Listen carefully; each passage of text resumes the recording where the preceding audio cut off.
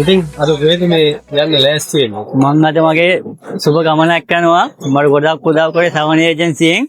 මං අද ඊර්ෂ්‍යාල යනවා. ඉතින් කොහොමද විශාල් මොනකටද යන්නේ කොහොමද සවන ආයතනයත් හා සම්බන්ධ වුණේ? මං සවන ආයතනයට සම්බන්ධ වුණේ Facebook කරා. ඇත්තටම හොඳ සේවාවක් මට ලබා දුන්නා. මං ඇත්තටම විශ්වාස කරේ නෑ මට මෙච්චර ඉක්මනින් ඊර්ෂ්‍යා රාජයාලා යන්න පුළුවන් වෙයි කියලා. මං ඒ ගැන උගක් සතුටු වෙනවා සවන ඒජන්සිය ගැන.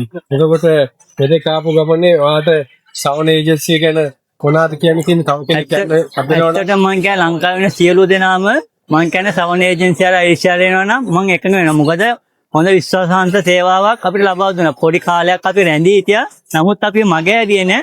අපිව කොහොම හරි ගොඩ දාලා ඊර්ෂ්‍යා රජයට යවුවා. මූල්‍යමය විදල් සම්බන්ධ ගැටලු වලදී ආයතනය ඔබත් එක්ක හිටියද? අනිවාර්යෙන් වෙන්නේ හිටියා. අනිවාර්යෙන් වෙන්නේ හිටියා. බැංකු ලෝන් වලට උඟක් උදව් කරා. ඒ වගේම මේ සමහරක් අය මුදල් දෙන්න මේ පසු වුණා. නමුත් ඒ අය මගේ ඇරියේ නෑ. ඔක්කොම ගොඩ දාලා හැමෝම එක විදිහට මේ ඊර්ෂ්‍යා රජයලා යන්න සූදානම් කරලා දුන්නා. හරි. ඔහුගේ ගමනට මගෙන් සුබ පැතුම්. සුබ පැතුම්.